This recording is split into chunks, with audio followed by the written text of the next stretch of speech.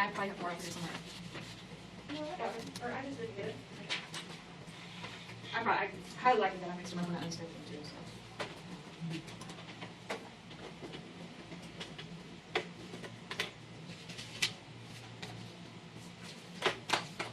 Okay, I'm just copying all that and painting for it. So you don't have to. How do you draw the sigma? Like a, I don't know. like a backwards, like an E kind of, but not really. Okay. I like a sharp upside down. So let's, now we're going to find midpoint. Same way you've always found midpoint. How do you find midpoint? Do you like cross off the numbers as you work towards the Small, middle? big, divide by 2. Yeah, small, big, divide by 2. Takes 2 minutes, put them together, cut it in half. So same thing. So in this case, our midpoint happens to come out to be a decimal, which is fine. So once you get 1, guess what? It's so easy because once you get 1, all you have to do is add the class width to it. So all you got to do is get the first one. So 17 plus 28, that's 45. 45 divided by 2. No, don't shout it all at once. I can't hear you. 22.5. I'm bad at mental math. And then all we have to do is add 12 because each midpoint is going to be the class width apart.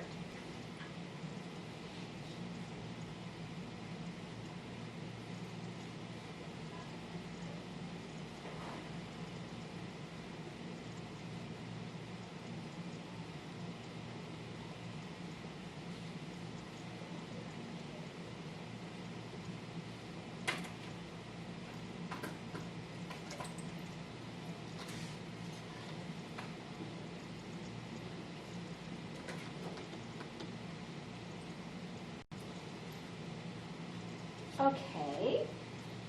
Next thing we're going to do is our relative frequency. So relative frequency is just the frequency of that class over the total data set. So 6 over 50. And relative frequency can be written as a fraction or a decimal. That's 0.12.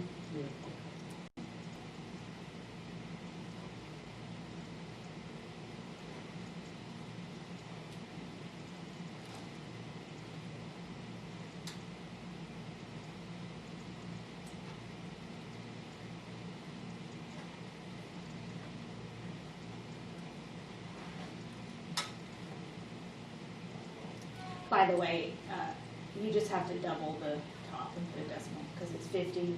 So if the bottom was 100, it'd be so.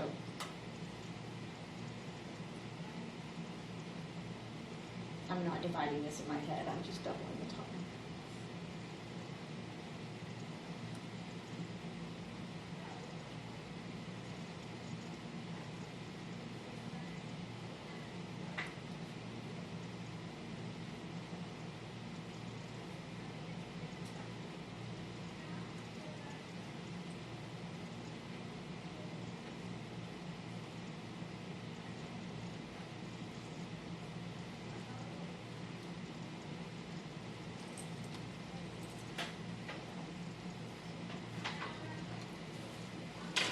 All right, if we were to sum F over N, that's frequency over N is always the number or the letter that we use to represent our sample size.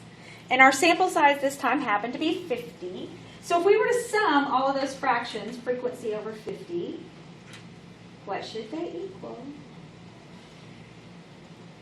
If all your frequencies equal 50, Like 50?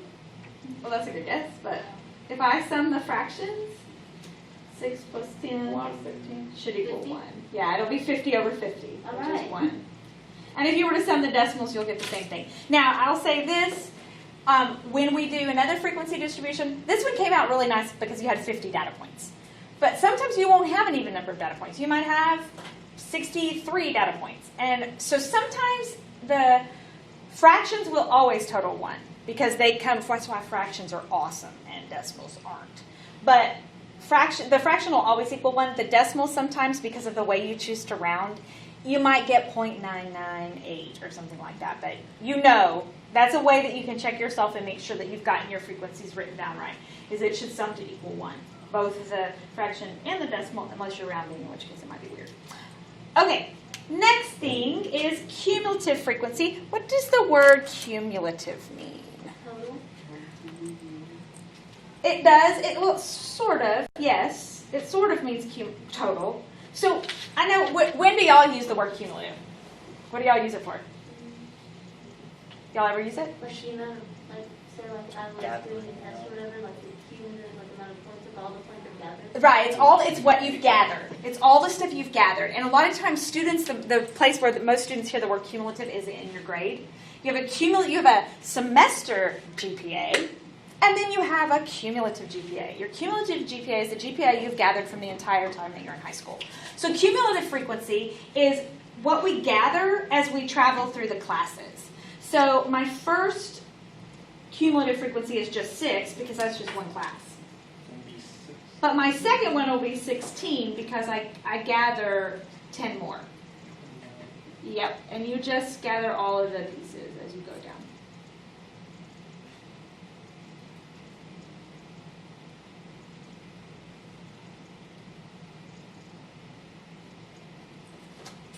Your cumulative frequency should always end with however much data you happen to have. All right, so